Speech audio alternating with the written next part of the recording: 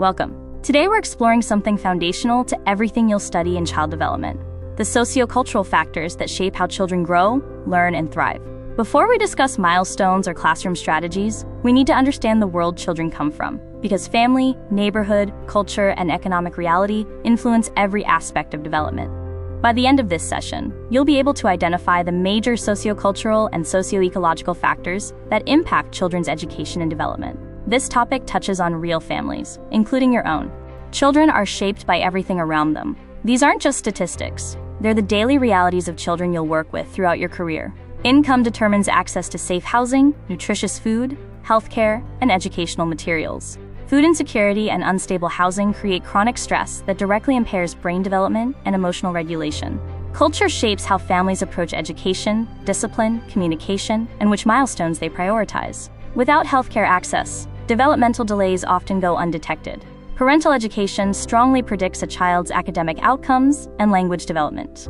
How caregivers talk to children, set expectations, and provide emotional support shapes cognitive and social-emotional growth. And household composition, whether a child lives with one parent, two parents, or in foster care, introduces different risk and protective factors. When you walk into a future classroom, you'll have children from every imaginable family configuration. Recognizing that diversity without making assumptions about a child's home life is one of the most important things you can do as an educator. That diversity includes nuclear families, single parents carrying most responsibilities often while working full-time, and multi-generational households where relatives share caregiving. Some children have unmarried but committed parents, or two parents of the same gender. Others are being raised by grandparents who stepped in during a family crisis, or by teenage parents still navigating adulthood themselves. You'll also have children who were adopted, and children in foster care working toward reunification with their birth parents. A teaching tip worth holding on to: avoid using traditional family as a default. All of these structures are real and valid. Your job is to build relationships with children and families. No single family structure is inherently harmful, but each comes with different risk and protective factors that educators need to understand. Start with what helps. Children with highly educated parents tend to experience more language-rich interactions and greater access to resources. Involved fathers are consistently linked to positive cognitive and emotional outcomes. And perhaps most importantly, secure attachment, a strong bond with at least one consistent caregiver, is the single greatest protective factor for healthy development. A child can face real hardship and still thrive with one stable adult in their corner. Now consider the risks. Economic instability creates stress that children absorb, even when adults try to shield them. Frequent moves disrupt schooling, friendships, and routines in ways that compound over time. Ongoing parental conflict is a significant stressor, regardless of whether parents are together. And some family environments carry elevated risk of abuse or neglect. As future educators, you are mandated reporters, and knowing the warning signs is not optional.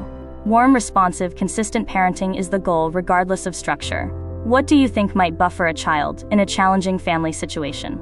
Adoption is worth understanding well, because you will likely work with adopted children throughout your career. The research is hopeful, with some important nuances. Moving a child from a harmful environment into a stable, loving home is one of the most powerful interventions for development. Children from even the most difficult circumstances can catch up developmentally with the right support, which speaks to the brain's remarkable plasticity.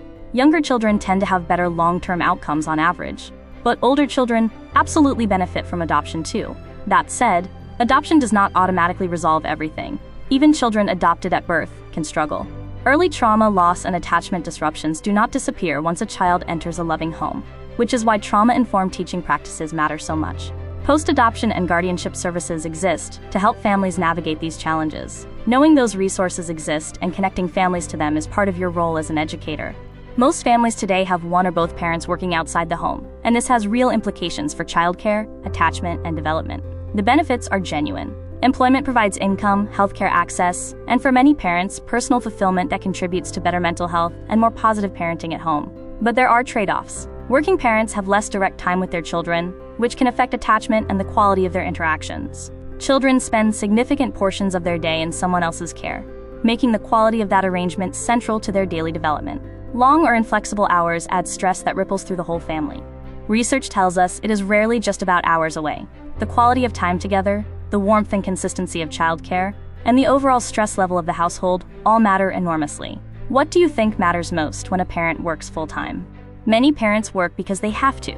It is an economic necessity for millions of families, so the real question becomes, if children are spending significant time in childcare, what does that care look like? Quality matters enormously. High-quality care supports healthy development, while low-quality care introduces additional risk factors. Children spending many hours per day in care need caregivers who are trained, responsive, and consistent. When programs are underfunded, they cannot attract and retain qualified staff, and quality suffers. This is why public funding for childcare is such a critical policy issue. Here is something worth sitting with. You may be that childcare provider, the person a working parent trusts with their child for 8 to 10 hours a day. The care you provide has a direct impact on a child's development. Where a child is born and raised shapes their development in profound ways, through both the physical and cultural environment. Physically, extreme weather affects health, outdoor activity, and school attendance. Children in rural or underserved areas often have fewer options for healthcare, quality schools, and nutritious food. And children who experience natural disasters like floods, wildfires, or hurricanes face heightened risk of developmental disruption and trauma. Culturally, children who grow up multilingual, or whose home language differs from the language of school, navigate unique cognitive and social experiences. The values and social norms a child is raised with shape how they understand appropriate behavior, success, and family roles, and these vary significantly across cultural contexts. For many families, faith traditions also shape worldview, community connection, and how children understand purpose and morality. Geography is not just a backdrop, it is an active force in a child's development. Think about where you grew up. How did that place shape your childhood?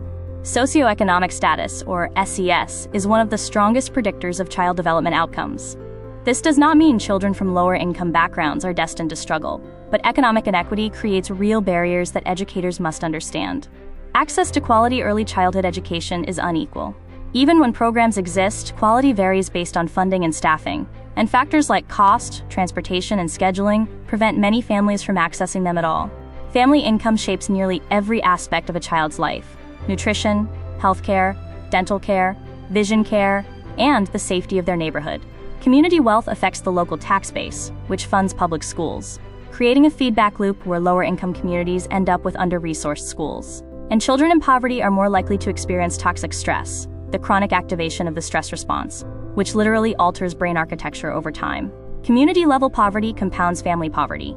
Even caring, devoted parents cannot fully compensate for unsafe neighborhoods and absent resources. Understanding SES is not about pity. It is about equity, and it is central to your role as an educator. Everything we have discussed today connects to one of the most important frameworks in child development, Urie Bronfenbrenner's bioecological model. It gives us a map for understanding all the layers of influence on a child's development. Bronfenbrenner proposed that children develop within a series of nested systems, like rings on a target, each influencing the others. The innermost ring is the microsystem, the child's immediate environment, family, classroom, and peer groups. The mesosystem represents the connections between those settings, like how a parent's relationship with a school shapes a child's experience in both places. The exosystem includes settings that affect the child indirectly, like a parent's workplace or local government policies. The macrosystem is the broadest level, encompassing cultural values, economic systems, and social norms. Finally, the chronosystem adds the dimension of time, recognizing that development unfolds in historical context and that early experiences shape all future stages. As future educators, your role isn't just to teach content. It's to understand the whole child within their whole context. Today was your first step in building that understanding. Thank you for exploring the hidden factors that shape a child's development.